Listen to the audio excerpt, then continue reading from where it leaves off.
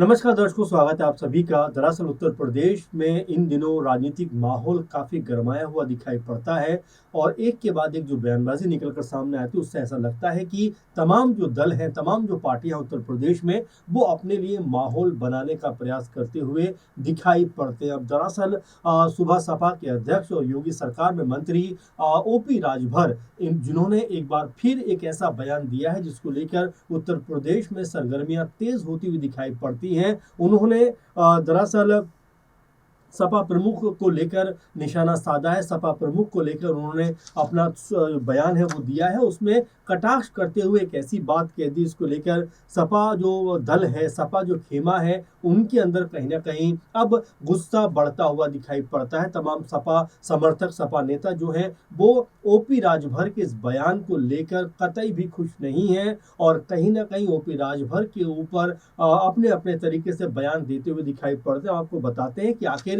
OP Rajbhar ने कहा क्या है, क्योंकि उनके बयान ने काफी हद तक उत्तर प्रदेश में राजनीति का जो माहौल है उसका पारा काफी ज्यादा हाई कर दिया है। आपको बता दें कि एक्स पे किए गए उनके पोस्ट में लिखा है कि वे सपा प्रमुख सत्ता पाने को इतना अधिक लालायित हैं, यानी कि अखिलेश यादव सत्ता में आने को इतना ज्यादा उत्तेजित उत्सुक है कि वो घर में शौक होने के बावजूद भी अपनी राजनीति से बाज नहीं आ रहे हैं। उन्होंने कहा कि नसीहत दी है कि ओपी राजभर ने ये भी कहा है कि भाई कम से कम भाई की 13वीं तक तो रुक जाते, उसके बाद राजनीति कर लेते। ये कहना है ओपी राजभर का। और जिस तरीके से प्रतीक यादव का निधन हुआ है उसको लेकर भी उन्होंने टारगेट किया है कि अखिलेश यादव जो है वो राजनीति करने में इतने ज्यादा उत्सुक है कि घर में मातम का माहौल है, उसके बावजूद भी अखिलेश यादव और राजनीति करने से बाज नहीं आ रहे।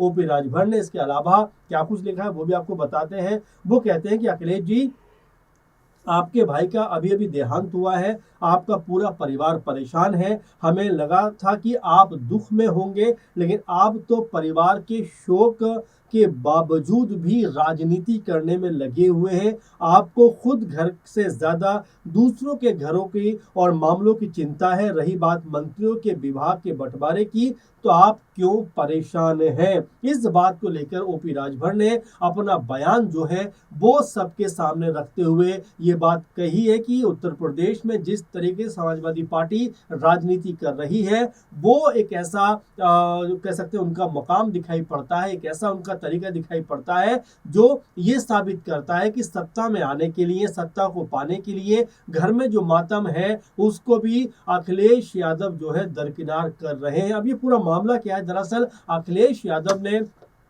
जो बात कही थी, उन्होंने बीजेपी को लेकर एक तंज कसा था कि भाई 6-7 दिन हो गए जो नए मंत्री बने हैं, 5-6, उनको शपथ लिए हुए 5-6 दिन का वक्त हो गया है, लेकिन अभी तक आखिर उनके मंत्रालयों का, उनके विभागों का बंटवारा क्यों नहीं हुआ है? इस तरह का सवाल जो है वो अखिलेश यादव ने उठाया और उस बात को लेकर बाकायदा उन्होंने जो है कह सकते हैं कि तंजिया लहजे में बीजेपी सरकार के ऊपर, योगी सरकार के ऊपर अपना बयान दिया। उन्होंने कहा कि उन्होंने पूछा था कि क्या उत्तर प्रदेश में मंत्रियों के बाद अब उनके विभागों की भी पर्ची निकाली जाएगी? ये अखिलेश यादव का कहना था। उन्होंने आरोप लगाया कि मंत्रालय के बंटवारे की देरी की असली वजह कमीशन कमाई है।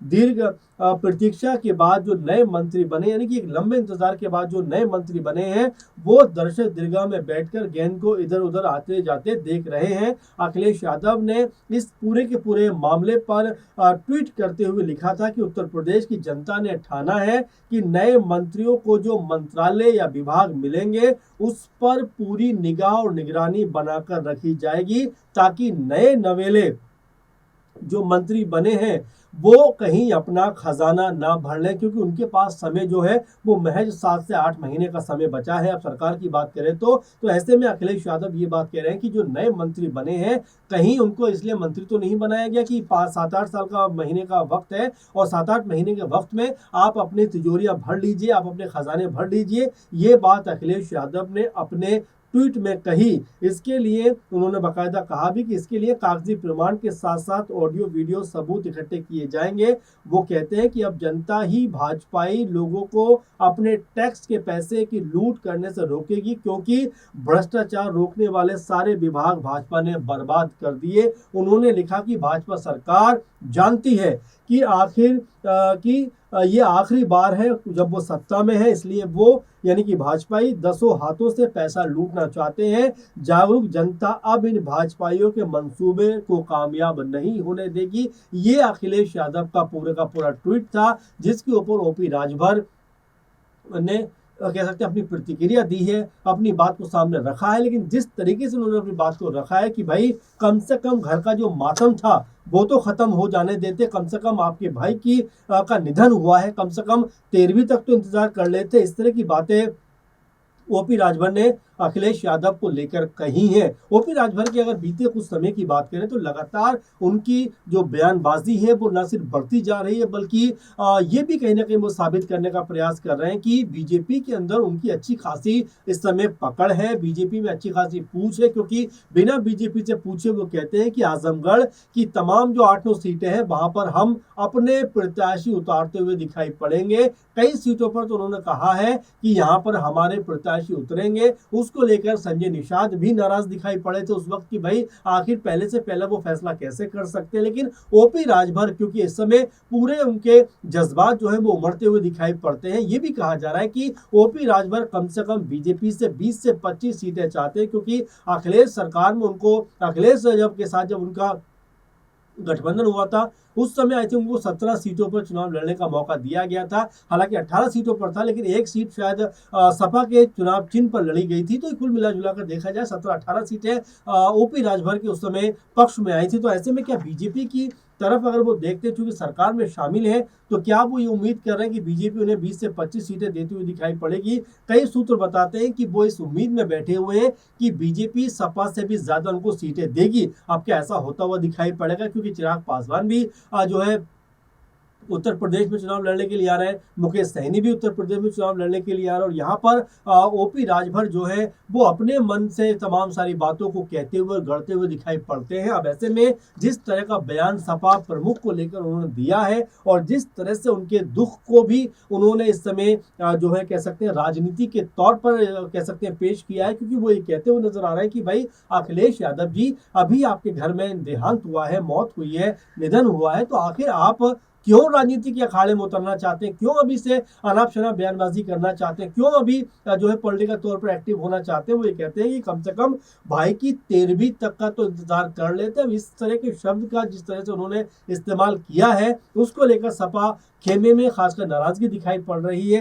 कई जो लोग हैं, समर्थक हैं, वो ये कह रहे हैं कि ओपी राजभर को कम से कम इतनी ओछी राजनीति नहीं करनी चाहिए, इतने ओछे शब्दों का इस्तेमाल नहीं करना चाहिए, क्योंकि अखिलेश यादव अभी 3-4 दिन पहले उनके भाई की जिस तरह से मौत हुई है, निधन हुआ है, उस सदमे से अभी उबर नहीं पा रहे हैं। बहुत गमगीन दिखाई पड़े थे जब अंत्येष्टि में भी वो थे।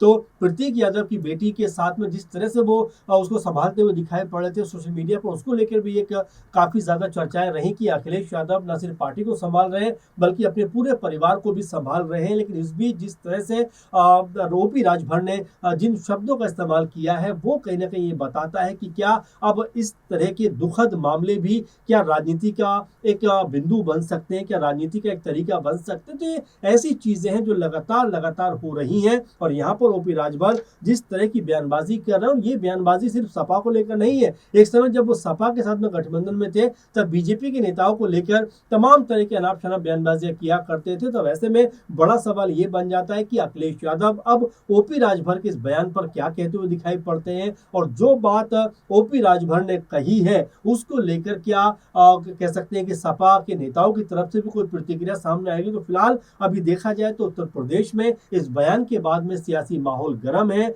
आने वाले दिनों में देखना होगा कि किस तरह से इस पूरे के पूरे बयान पर खासकर ओपी राजभर की जो राजनीति है वो सपा के साथ में जो टकराव की स्थिति बनती हुई दिखाई पड़ रही है वो किस तरह से आगे और आने वाले दिनों में कह सकते हैं कि इसके ऊपर जो प्रतिक्रिया है और जो कह सकते हैं वाद विवाद है वो बढ़ता हुआ या उसके ऊपर अंकुश लगता हुआ दिखाई पड़ेगा। फिलहाल के प्रोग्राम में इतना ही। आप लगातार बने रहिए और लगातार अपने विचार हमारे साथ साझा करते रहिए। नमस्कार।